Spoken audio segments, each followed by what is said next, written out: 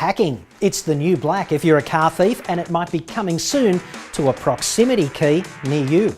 The latest automotive news and current affairs is next.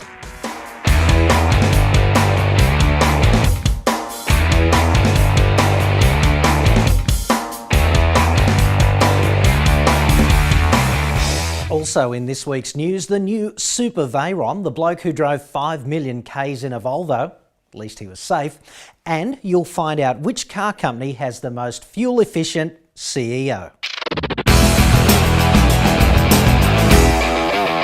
Hackers have stolen a spate of cars in the USA and UK. Law enforcement agencies across the USA are struggling to understand how the thieves are doing it. Here's a little help. In 2011, researchers at the Swiss Federal Institute of Technology Zurich demonstrated it was possible to breach the security of basically all proximity smart key systems using what they called a relay attack. For under $1,000, you can build a wireless relay attack system. There's a helpful wiring diagram in that Swiss report. And all you need then is an accomplice. The accomplice has to stand within 8 metres of the victim to trap the signal being emitted by the smart key. It's transmitted wirelessly to the car, where bad guy 2 simply gets in, starts up and drives off. The car is tricked into thinking the key is right there. It authenticates the key and the crook drives off, leaving absolutely no forensic evidence of theft. So good luck with your insurance company on that. Pretty James Bond.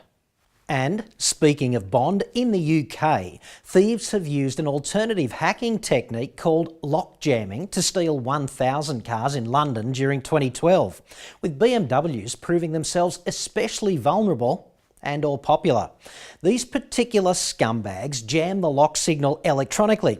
They jump in after you walk away, they plug a key encoder into the onboard diagnostics port, they burn a new key and they drive off. It takes less than a minute. You can buy a key encoder from China for $30 and eBay has enough blank key fobs on sale now to smother a herd of wildebeest. That's not advice. If the base model poverty pack Veyron just isn't excessive enough for you, stand by because the Big B is thinking about building a Super Veyron. Just what the world needs. Autocar says Bugatti's most outrageous Veyron yet will probably be 200 kilograms lighter than the standard Jigger, as well as punching out about 1,000 kilowatts. Top speed will most likely be limited by tyre technology. That means about 450 kilometres an hour, which could make for some interesting roadside conversations with the boys in blue, in the unlikely event that they catch you. About $8 million, if you have to ask.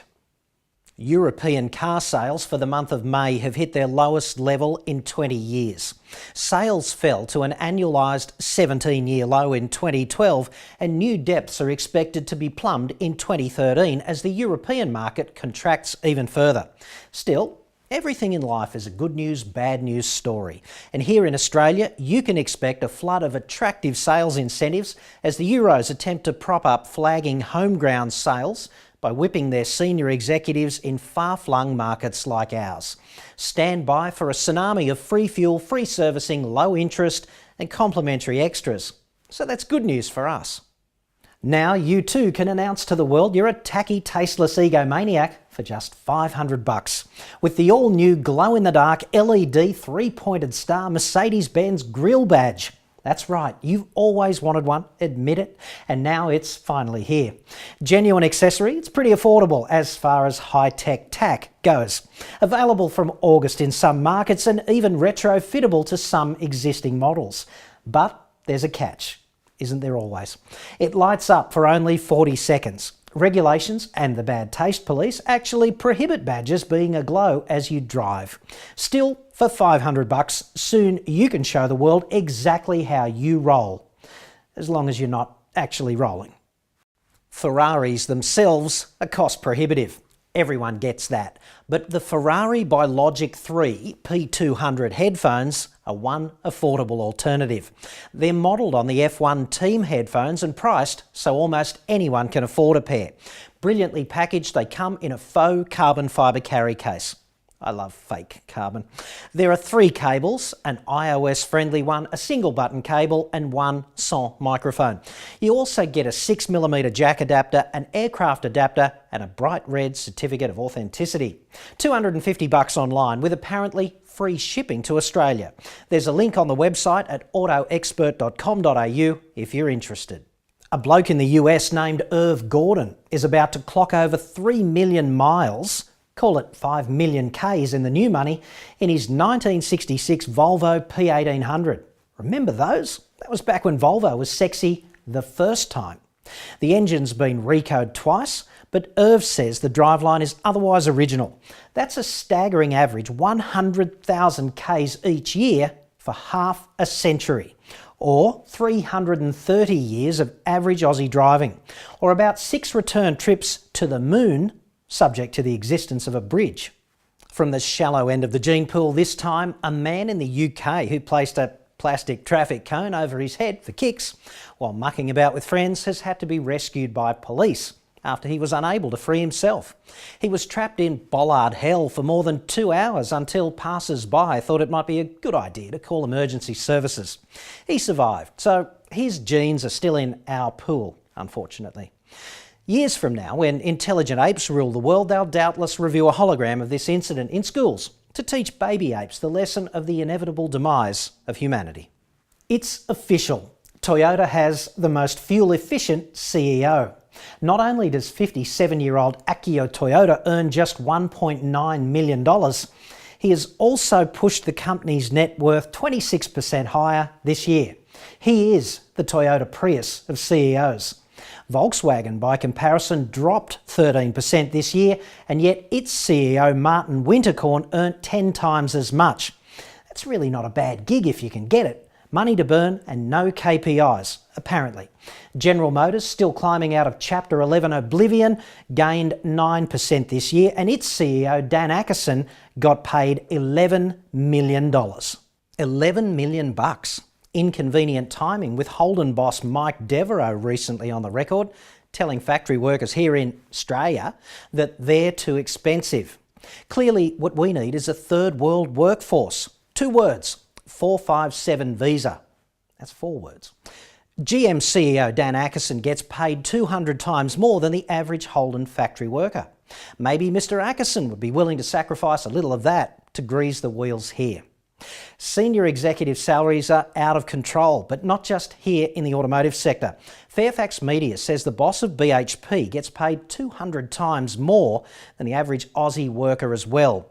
Back in the early 1980s, the top job at the big Australian was worth only 7 or 8 times the average Aussie wage. Richard Dudley, the boss of the Australian Motor Industry Federation, says 450 Australian automotive businesses, that's 9 a week on average, are closing their doors. 16,000 automotive industry jobs were lost last year, but fewer than 3,000 of those were in car or component manufacturing. More than 13,000 jobs were lost from the automotive maintenance and repair sectors. That's where the real crisis is, despite the current focus on Ford and Holden. Speaking of which, Holden continues to claim it's committed to making cars in Australia. But it also says if the coalition gets up on September 14, likely, and fulfills its promise to remove $500 million in taxpayer funding from car manufacturing, it's out of here. That's a bit like telling your wife you're committed to your marriage, but if she loses her job, you're going to expect a divorce. It would ultimately be cheaper to shut the Holden factory right now and pay every worker $100,000 to relocate and retrain if necessary over the next 12 months, because that factory will shut, there is no doubt. Viable economies of scale do not exist, and they will not exist in the future.